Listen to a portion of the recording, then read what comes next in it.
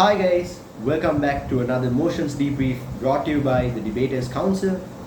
Today we will be breaking down the semi-finals motion of NM's 2024.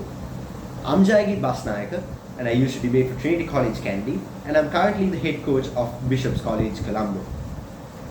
Alright, now let's look at the semi-final motion. The motion reads, assuming the likelihood of achieving a particular desire could be objectively and numerically determined, this house as an average individual would prefer to live without any of these desires which have a likelihood of being achieved of below 20%.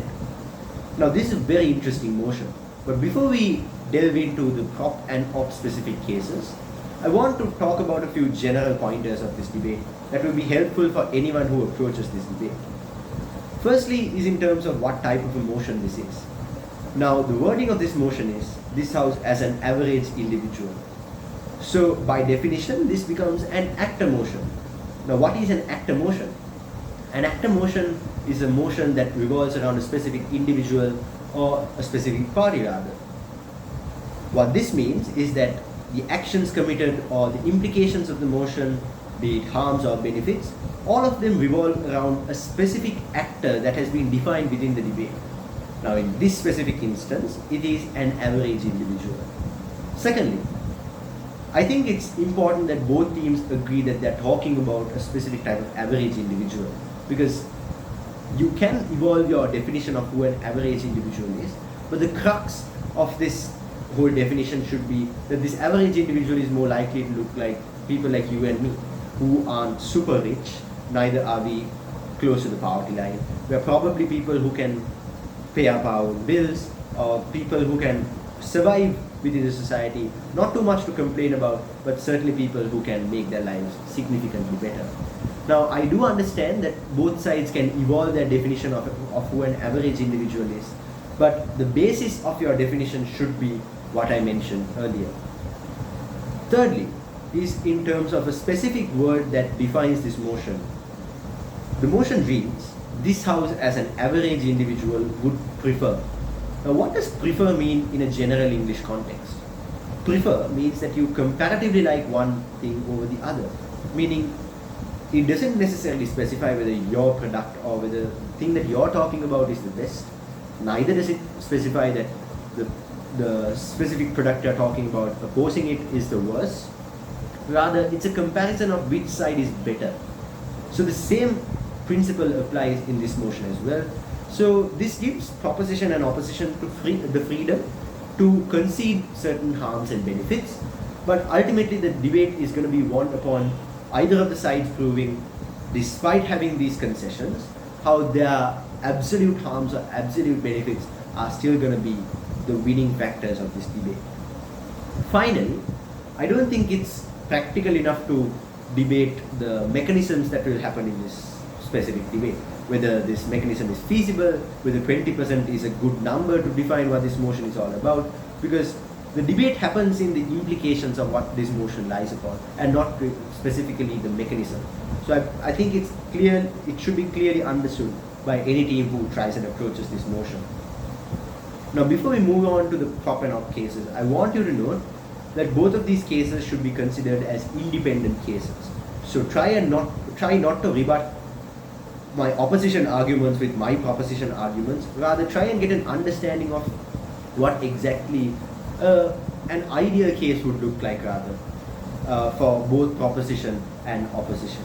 With that being said, now let's move on to the proposition analysis of what this debate would look like for proposition. Alright, now let's look at proposition. At the top of the proposition bench, I'd suggest that we would want to hear some sort of characterization as to what these desires are, how they differ from wants, and the freedom you get with your desires, let's say the things that you can choose with your desires, or how you are driven to achieve your desires, how emotions tie into your desires, etc. But secondly, I would suggest that proposition talks about the different factors that influence your desires. I'm going to show you exactly why these factors are going to be very, very important in my case. But in terms of the factors that influence your desires, there are two types of factors in my opinion. Factors that you can control and factors that you can't control. Factors you can control are probably things where you allocate your money, where do you spend your money, or how do you earn your money, how much you earn your money. These are things that you can control at the end of the day. But there are also things that you cannot control, like the place you were born in. If you were born into poverty, that's not really your fault, but it's rather the lottery of birth that really made you end up in such a civilization. So these are things that really influence how you attain your desires. So there can be environments where you can't attain these desires, but for reasons that you cannot control solely. But a much deeper characterization that I feel like opposition can bring in this debate is basically saying how your desires are based on your current conditions. Meaning, if you are living in a small cramped up house, your desire would be to move into a larger house. The necessity of this house is not what is being spoken about, but rather it's about your desire to move out of the already sad situation that you're in. So basically, your surroundings or the current situation that you're in influences how you can attain a certain desire. Now, in terms of the mechanism that proposition can run, there are quite a few mechanisms that I feel like proposition can run, but for this specific debate and this specific case that I'm going to talk to you about, I'm going to approach this debate in a much different way. So what I'll be saying is that the attainability of your desires will vary based on your current status. This is why I characterize that your desires are based on your current status. So the attainability of your desires are also going to be based on your current status of life. And it differs with how you progress in life. A simple example would be, let's say you are a person earning 30,000 rupees as your monthly salary. I know it's pretty low, but bear with me. The amount of things that you can do with 30,000 rupees is significantly less than what you can do with 60,000 rupees. So let's say in 2 years' time you gain a promotion and now you earn 60,000 rupees. The attainability of certain desires that you could previously attain is much higher. That means the percentage is now going to change, and this is why it's a fluid model that I'll be proposing on side proposition. Now, in terms of argumentation ideas, I feel like there are two broad argumentation ideas. It's not limited to this, but I feel like this is what fits my model the best. Firstly is in terms of better decision making for an average individual. Now you can reframe the argument, or you can add some further characterization by saying about how resources are limited and how people have to allocate your resources wisely. But there are two possible scenarios that can happen in terms of how you approach your desires. Given that this debate is something that you debate the likelihood of you attaining a certain desire, the chance of you actually not attaining a much less likely desire is incredibly high. That means if you are to allocate certain resources towards attaining that desire, the chance of it being a waste of resources is incredibly high. But second, how proposition can approach this debate by calling out misleading social norms and how some social norms are basically impractical. What I'm talking about are social norms like, if you aim for the stars, you're going to end up in the clouds sort of mentalities that people say. That means if you aim big, you're going to end up somewhere. Now, this is not something that everyone can afford to do. Some people have significantly less amounts of resources. That means if the society is that you have to aim for a lot of bigger things in life and stuff like that, proposition, if they can make a good enough argument to show how not every person can afford to dream big, I feel like that would still have a good standing in this debate. But thirdly is in terms of how the likelihood of making bad decisions is incredibly great on the comparative. We believe that on proposition, they can talk about how people go into debt to buy their favorite car, for example. Whether they can afford it or not, that's not their initial consideration. They want to gain that happiness of attaining that desire. Even though they do that, the chance of them actually ending up much worse off is something that proposition can come up and talk about.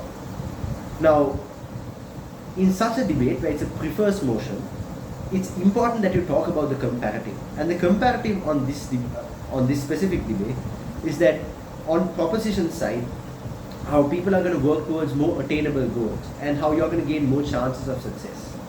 Right? This means that you're going to do something that's more attainable with your 30,000 rupee salary as opposed to doing something that you couldn't have even achieved with your 60,000 rupee salary. What this means is that people are going to basically assess their situations much better, and you're going to have a decent enough lifestyle where you can say that people have much more chances of success. And what does success relate to? Success relates to things like positive emotions and how you gain confidence within yourself and how you can effectively work up the ladder and attain your goals at the end of the day. Secondly is in terms of resource optimization. How people will now understand that you have to make do with what you have as opposed to thinking of what you can achieve and trying and daydreaming about whether you can achieve it or not. This means that the productive output of people are going to be much higher. But thirdly is in terms of easier lifestyle. Now this is incredibly important in my opinion when it comes to an average individual. Because an average individual is in a state of constant comparison. Where let's say you and your neighbor has a much bigger and better car than you. The instinctive emotion of a normal human being is that I also want to somehow have a better car, right? This means that there is an added pressure for you to be compared to another person in the society, which is incredibly harmful, and this is something that proposition can come and talk about. So you can talk, the impacts of this is that on proposition side, the comparative is that people are going to be much more responsible and how people are going to be much more wiser and informed decisions. But secondly is in terms of how you open your scope of thinking, where people actually assess the situation and do what's best rather than being driven by emotions and making unnecessary choices. So the importance of this argument is that proposition can weigh against the utilitarian argument that upbrings based on how basically you make smart decisions on opposition and your decision is going to gain you a net utility. So this is something that you can directly weigh up against a potential argument from opposition. Second is in terms of failure and how proposition gives you a better opportunity of recovering from failure. Now it's reasonable to assume that both sides can agree, like I said, you can make certain concessions in this. How both sides can agree that there is a certain chance of failure. If it's a 20% chance of you succeeding, the other 80% is probably you more or less failing, right? Even if it's 99% chance of you failing, that 1% is still existent. Meaning, both sides can agree that if you actually if you actually attain that desire, you're going to have a great benefit. The happiness is going to be immense. But the chance of you failing is still existent. And in the case where you fail, which side is actually going to give an average individual the chance to recover from it? And this is something that proposition can bring up in this debate. Now, we can talk about how people often tie in their emotion to their desires and how people work towards their desires without any hesitation, right? That means that you're going to allocate enough finances, or even if you can't attain it, people are going to go into debt to do whatever they want because they feel like you only live once, you might as well do everything that you can do within this scope of time. Now, on the comparative, where let's say you fail by trying to attain that unattainable desire, there is going to be a certain element of regret. But the comparative amount of regret or the implication of this regret could be exacerbated on proposition side. Where number one, you're going to be drained financially, or you're going to be drained resource-wise, and how it kills your motivation to be able to recover. Second is how you're drained emotionally, where people can feel like despite putting all of your efforts, you still failed in attaining what you most wanted to attain. And this is problematic because this doesn't give any utility to the person who wanted to achieve it. And as an average individual, it's going to be much harder for you to make up your mind to do all of those processes again. And this also depends on you, how you characterize how an average individual has a much harder lifestyle than a millionaire or a person who has a decent enough income that they can spend on whatever they want. On the comparative, we believe that doing what's much more achievable gives you much more freedom. It gives you the ease of trying in life and failing, basically saying that you're not too big to fail the moment you know that I'm attaining the smaller tasks ahead of me. So people are much likely to sort of work on proposition side is something that prop has to come up and portray. The unique benefit is that you can now achieve your unattainable desires by working step by step, right? This means you can slowly start work, you can keep your goals very defined and you know what your next step is as opposed to what your next 10 steps are.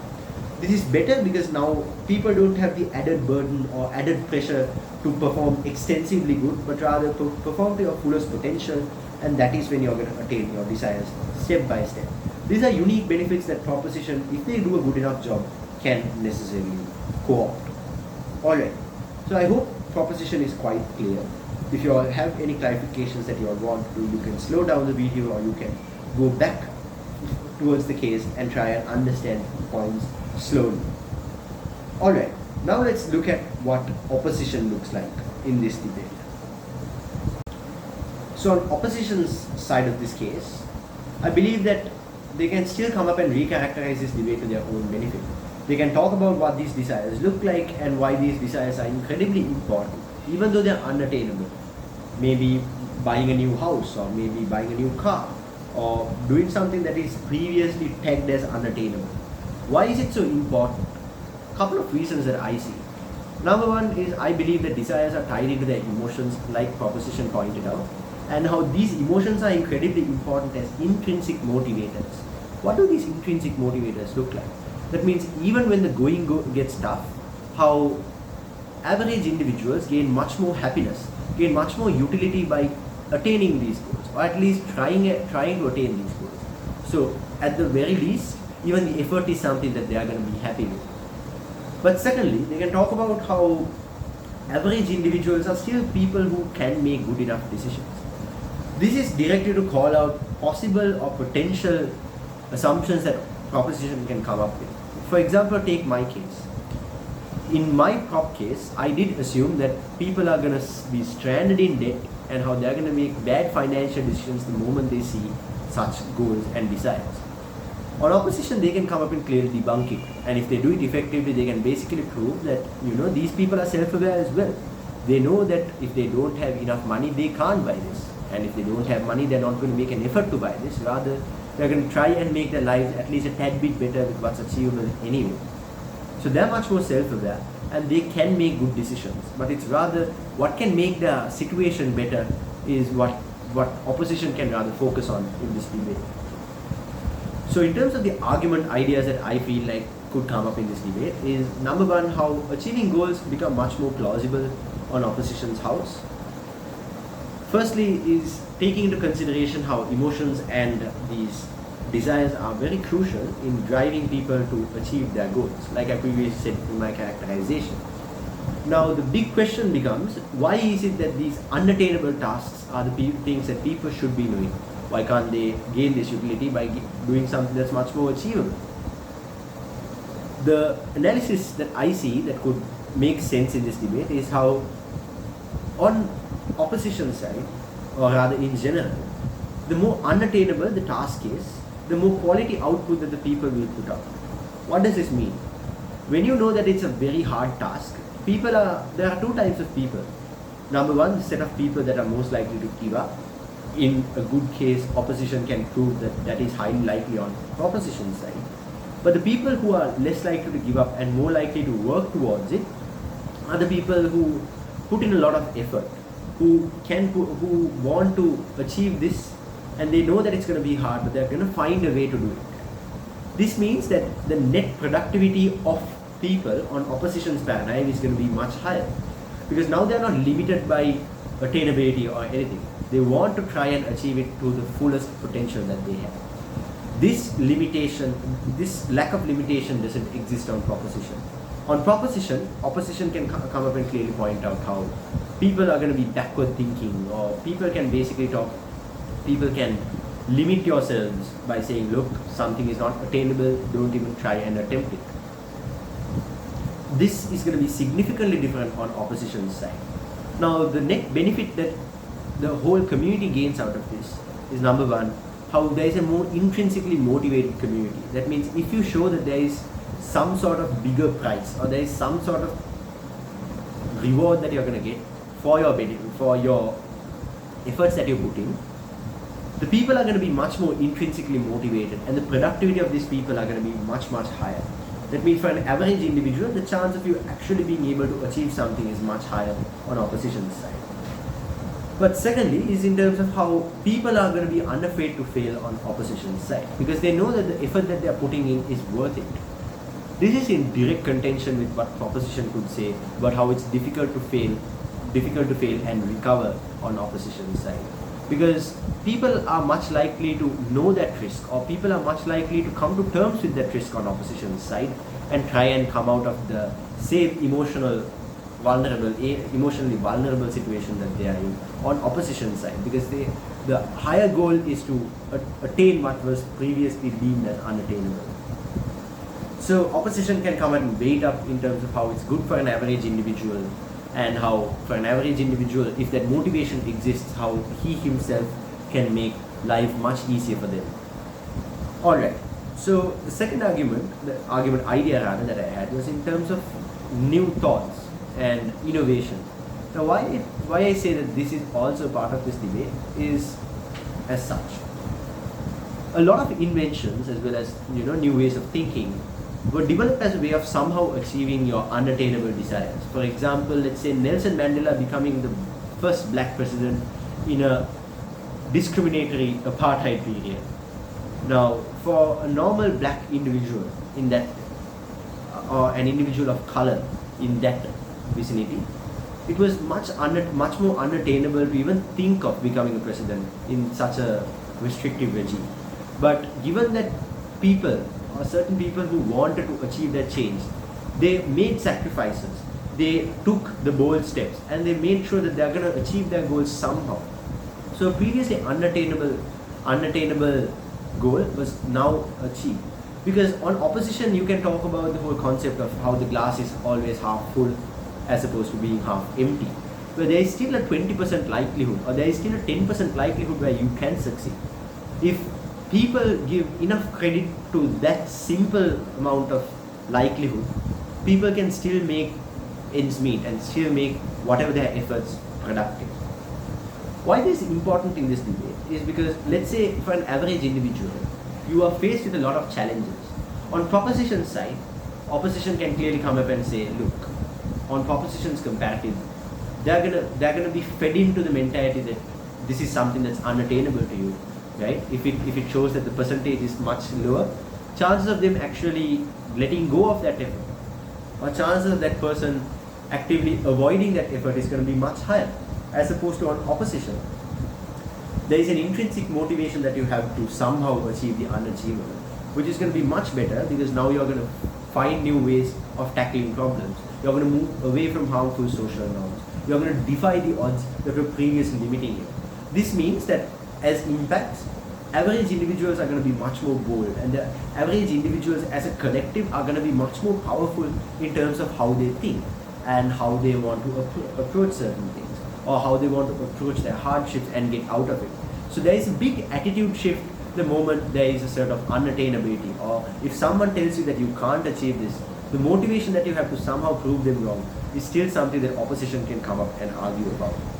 So they can talk about how if this wasn't to exist, the impacts are going to be extremely harmful.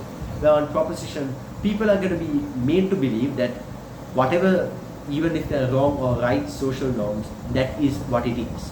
Basically, people are not going to fight back, and people are not going to try and understand a broader solution or a newer solution to tackle issues.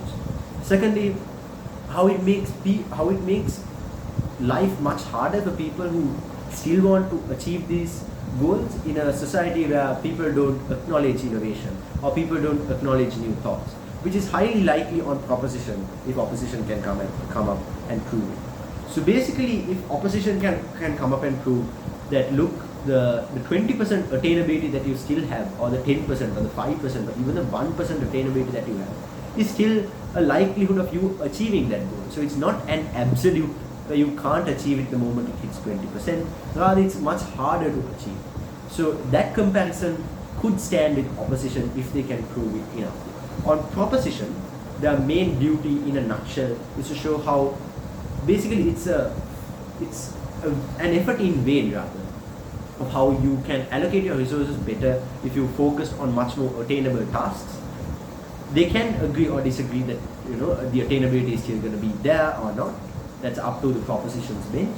But on opposition, they can talk about how the attainability is still there, and how people, if they really want to do it, they still will do it. And basically the argumentation ideas that I gave you should make sense in an ideal debate. But a few things to finish off this debrief is that this debate relies a lot on how proposition and opposition perceives this debate to be. Meaning, your characterization is going to be incredibly important. regarding what you stand for, whether you believe that this likelihood is still achievable or not on opposition, or whether you believe that on proposition it's much better or you can gain much more utility in achieving the smaller tasks as opposed to the unattainable tasks that are being debated here. So both teams have to be, I wouldn't call it incredibly smart, but you have to be very tactical in how you tackle your opposing bench. A few things that you can do in such a scenario is that you make the concessions where you have to make the concessions. Where you, for example, proposition can come up and make the concessions saying, look, true, there is a sense of attainability, and we do acknowledge that people, if they really want to attain this, they are going to do it regardless. But the chance of you failing is incredibly high, and that is an absolute majority that we can talk about. Because the amount of things that you can achieve is also significantly limited. So you can basically make that way up and show that even though you compromise a certain benefit, you can still win on the much bigger harm that happens. So these tactics are going to be incredibly important in ensuring that your team wins the debate as opposed to surviving in the debate. Obviously, the other general rules are always engage with your other side. Given that this is an engagement-based debate where you have to compare both sides, it's much more advisable that you actually accept POIs and try and interact with their case. Try and take their case at their absolute best case and try and tackle it as opposed to, because this is still a comparison on both sides' best cases. So yeah, that's pretty much it that I have to talk about in this motion. Hope this motion's debrief helped, and hopefully I'll see you soon with another motions debrief. This is Jayageeth signing out on behalf of the Debaters Council.